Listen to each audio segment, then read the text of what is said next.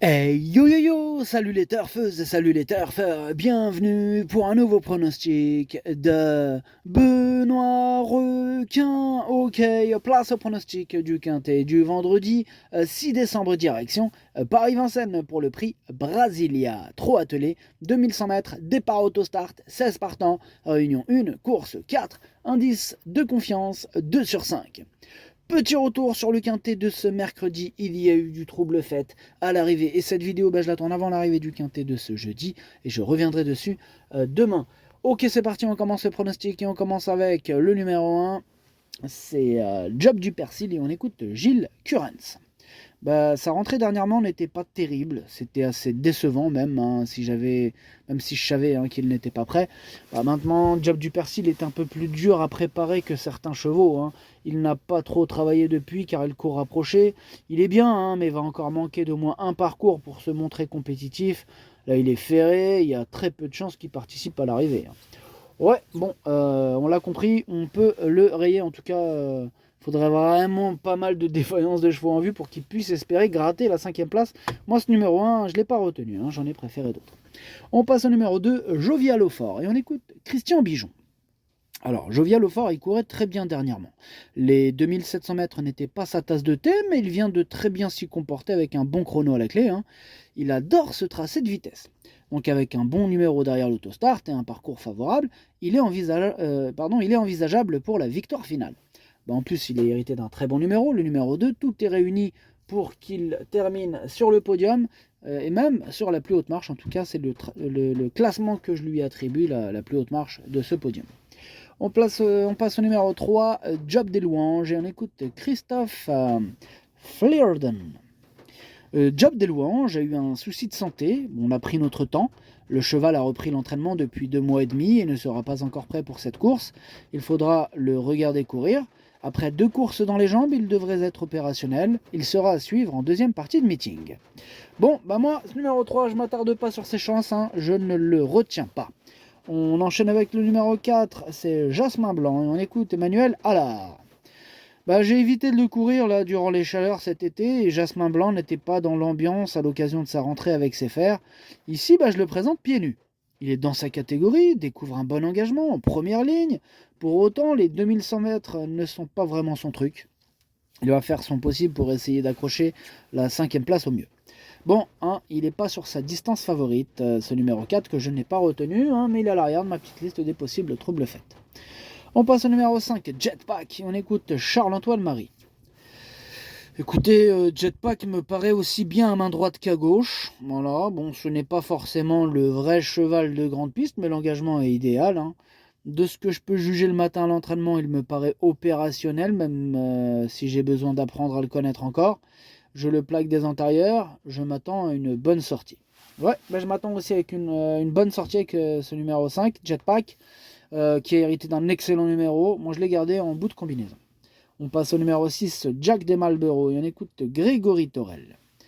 Jack des Malboro avait besoin de sa dernière course montée qui lui a fait du bien. Il court bien frais, mais il doit rassurer car ses dernières tentatives ne sont pas top. Bon, il a souvent bien fait sur les 2100 mètres. Je vais pouvoir le déférer. Ce sera compliqué de terminer dans les 3 ou 4 premiers, mais il a sa chance en toute fin de combinaison. Bon, moi, clairement, j'en ai préféré d'autres et ce numéro 6, je ne le retiens pas. On passe au numéro 7, Jericho, et on écoute Mike Esper. Jericho, il est très bien au travail et se présente avec de la fraîcheur, ce qui lui convient bien. On a travaillé en ligne droite sur la piste le Duke Rollins. Je l'aime bien sur les distances réduites. Ici, l'engagement est très intéressant. Il est possible qu'il aille à Cagnes ensuite, mais ici, avec la bonne course, il devrait terminer à l'arrivée. Moi, il fait carrément partie de mes préférés. Ce numéro 7, je l'ai mis très haut, je l'ai mis 3e. Donc vous voyez, il me plaît beaucoup. On passe au numéro 8, Jack l'Éventreur. Il fait peur, lui. Et on écoute Cédric Terry. Jack l'Éventreur, il a très bien couru sur les 2700 mètres en dernier lieu. Bon, il n'aura pas de problème à s'adapter à un tracé de vitesse. Il avait bien fait Salon de Provence sur un parcours similaire. S'il répète sa récente valeur, il doit disputer activement l'arrivée. Il n'y avait pas un gros écart avec Jovial au fort. Jack l'Éventreur, ce numéro 8 me fait peur, et pas que pour son nom. C'est un regret, c'est mon 2e cheval de complément cadeau partant, attention. On passe au numéro 9, Jack Surprise. Il y en a beaucoup des Jack. Jack Surprise, et on n'aura pas les commentaires de l'entraîneur, c'est Sébastien Garato qui est parti pêcher avec Maxime Bézier et bien sûr avec Captain Ian Barbaro. Ce numéro 9, moi je l'ai pas retenu, mais il est en plein milieu de ma petite liste des possibles troubles faits. On passe au numéro 10, Jerzino Vici, on écoute Frédéric Ledoux. Jerzino Vici a dû négocier le dernier tournant en 4e épaisseur dernièrement, donc c'était compliqué, mais il a bien récupéré, il est prêt. Jean-Michel Bazir m'a dit qu'il voulait le mener à nouveau. Il a réalisé de bons chronos sur les tracés de vitesse où il se plaît. C'est le parcours qui va faire la différence, mais j'en attends un bon comportement.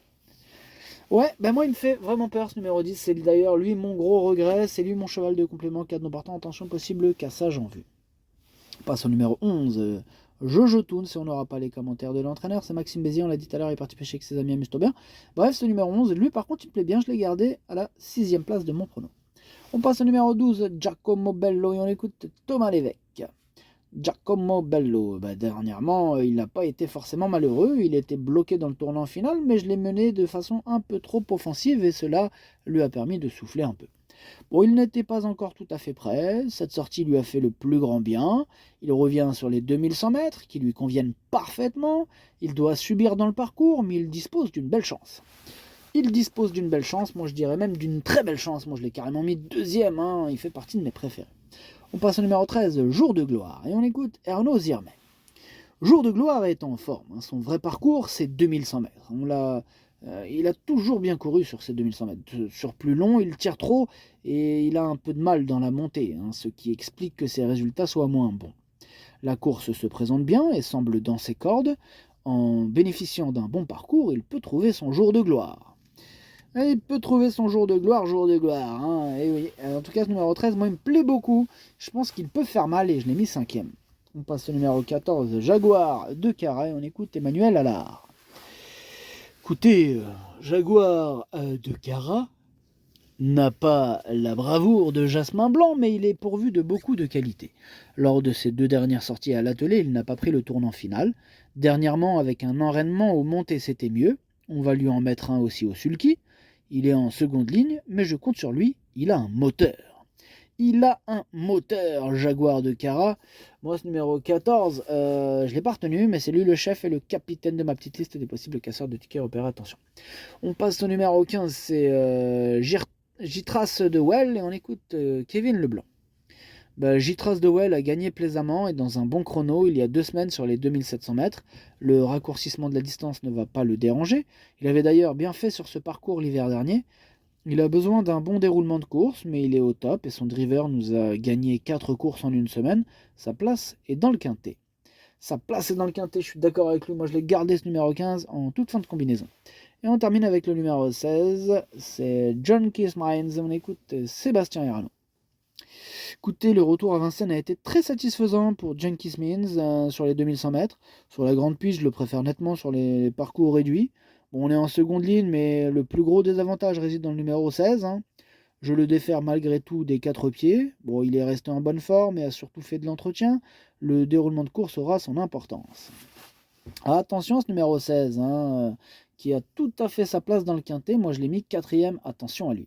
Le pronostic, ça donne 2, 12, 7, 16, 13, 11, 5 et 15. Merci d'avoir suivi cette vidéo. N'hésitez pas à mettre un pouce bleu si la vidéo vous a plu.